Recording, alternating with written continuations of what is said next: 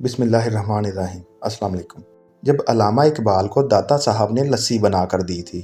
علامہ اقبال کے خادم میاں علی بخش کے ساتھ علامہ کے ہاں ایک ایسا ناقابل فراموش واقعہ پیش آیا جسے وہ عمر بھر یاد کرتے رہے۔ مجاہد ملت حضرت مولانا عبدالستار نیازی اس واقعے کے اصل راوی تھے۔ واقعہ نصف شب کی کہانی مولانا صاحب کی زبانی۔ گجرانوالہ کے ایک بزرگ علی بخش کے پاس آئے اور کہا کہ انہیں علامہ اقبال کی زندگی کے کچھ واقعات بتائیں۔ علی بخش نے جواب دیا، میں ساری باتیں کہہ چکا ہوں، اب کوئی بات باقی نہیں رہی۔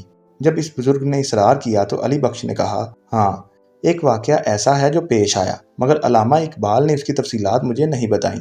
ایک روز علامہ صاحب میری فداکارانہ خدمت سے مسرور تھے اور مجھے کہا، علی بخش بتاؤ تمہیں کیا دوں کہ تم خوش ہو جاؤ۔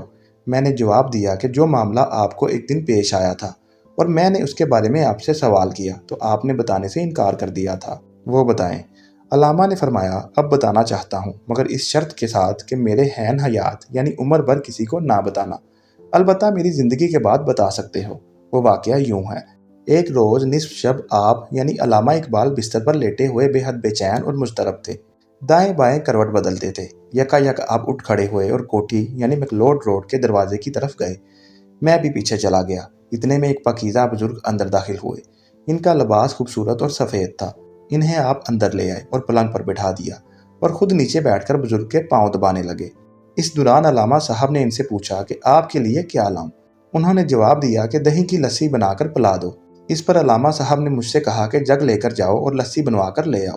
میں حیران تھا کہ اس وقت لسی کہاں سے حاصل کروں، باٹی گیٹ جا کر کسی مسلمان کی دکان سے بنوا کر لاؤں یا اسٹیشن جاؤں۔ یوں ہی میں کوٹھی سے باہر نکلا تو کوٹھی کے سامنے ایک بازار دکھائی دیا جو میں نے پہلے کبھی نہیں دیکھا تھا۔ بازار میں مجھے ایک لسی والے کی دکان نظر آئی۔ میں اس کے پاس گیا اور اسے کہا، مجھے جگ میں لسی بنا کر دے دو۔ اس نے جگ مجھ سے لے کر اچھی طرح دھویا، پھر ایک دہی کی سہنک یعنی کنڈا اٹھا کر اپنے گڑوے میں لسی بنائی اور جگ میں بھر دی۔ میں نے پیسے پوچھے تو سفید ریش بزرگ نے جواب دیا کہ علامہ صاحب سے ہمارا حساب چلتا رہتا ہے، تم لے جاؤ اور ان کو پیش کر دو۔ میں جگ لے کر آیا اور حضرت علامہ کو پیش کر دیا۔ حضرت نے ایک گلاس بھر کر ان سفید ریش روحانی بزرگ کو پیش کیا۔ انہوں نے پی لیا۔ پھر دوسرا گلاس بھر کر دیا، وہ بھی انہوں نے پی لیا۔ جب تیسرا گلاس بھرا تو بزرگ نے کہا، خود پی۔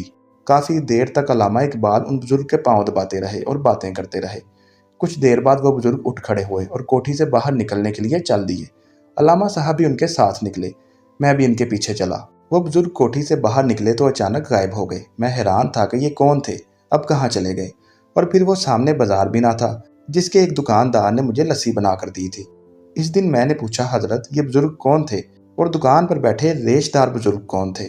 علامہ اقبال نے فرمایا کہ میں ان کے نام بتاتا ہوں لیکن میری زندگی میں کسی کو نہ بتانا۔ جو بزرگ کوٹھی میں تشریف لائے اور لسی پی وہ خواجہ معین الدین چشتی اجمیری رحمۃ اللہ علیہ تھے، اور جس بزرگ نے لسی بنا کر دی وہ داتا گنج بخش علی حجویری رحمۃ اللہ علیہ تھے۔